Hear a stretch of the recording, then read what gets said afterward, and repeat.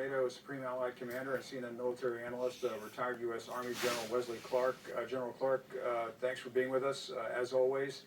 As we were just hearing from our last guest, this Mariupol siege has just become emblematic of Russia's campaign to totally brutalize the Ukrainian people, whether by firing on civilian targets with these dumb bombs, these unguided munitions, or just cutting people off from aid and evacuation routes.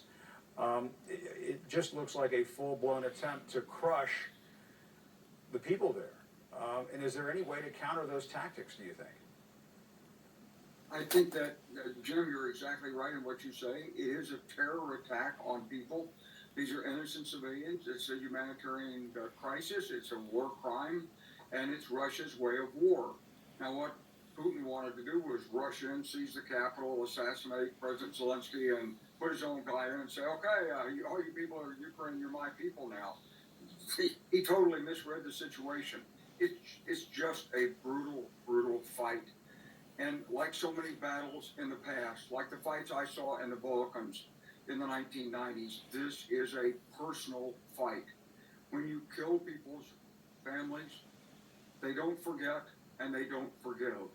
And so with each passing day, it's harder and harder to imagine that there's any way to get out of this without a Russian defeat or without some tragic event caused by Vladimir Putin as he struggles to win.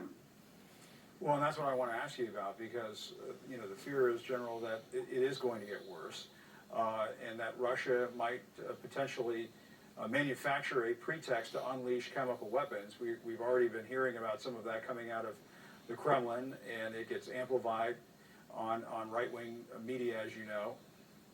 Do you think Putin will cross that line, and that he will use these bogus pretexts to do the unimaginable? Well, Jim, I'm not in the middle of the negotiations. I don't have the access to the classified information that maybe State Department or National Security Council staff has. However, I don't see an off-ramp for Vladimir Putin. I don't see him accepting half a loaf on this. I think he wants the whole thing. He wants from the west all the way through the east. He wants Ukraine as his, and his appetite will then be unfulfilled, and he'll go for more. So I think if he can't win quickly on the ground, he can't take a battle of attrition. And so I think it's increasingly likely he'll do something like a chemical weapons attack. Now, to get anything out of a chemical weapons attack, he needs to get the Syrian urban fighters in. They use chemical weapons. They use them, by their measures, effectively. What they do is they kill people in the basements with chemical weapons, and therefore they don't have to go in and clear building by building. They just kill people. And this is what Russia needs. It needs to use these kinds of fighters and these illegal weapons, because it can't otherwise, I don't think, overcome Ukraine resistance so long as we keep giving them assistance. And so this puts the onus back on the United States, as President Biden said.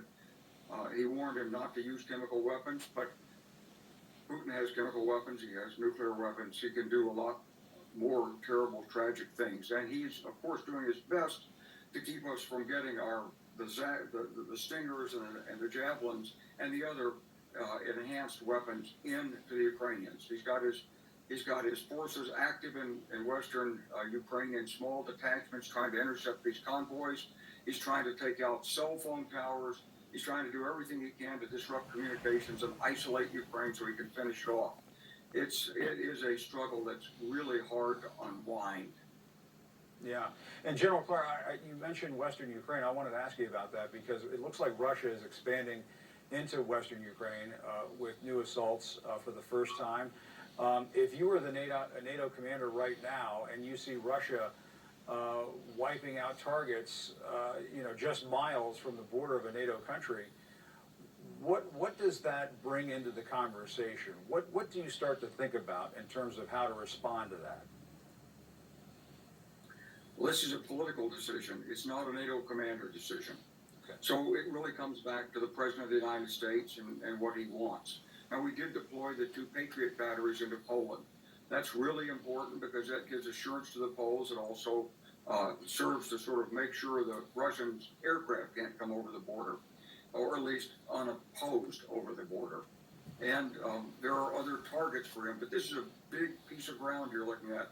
This is hundreds and hundreds of miles between Odessa and that border with Belarus, and so it's more than NATO can defend right now.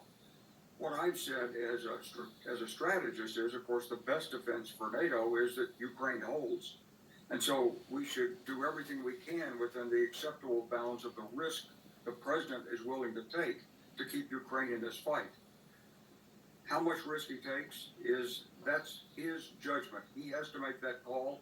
He has classified information. He has the advisors inside who get information that we on the outside don't have. Just has to make the call. But if we lose this fight in Ukraine, then yes, it's much tougher for NATO. All right, General Wesley Clark, great to talk to you as always. We appreciate it. Thank you, sir.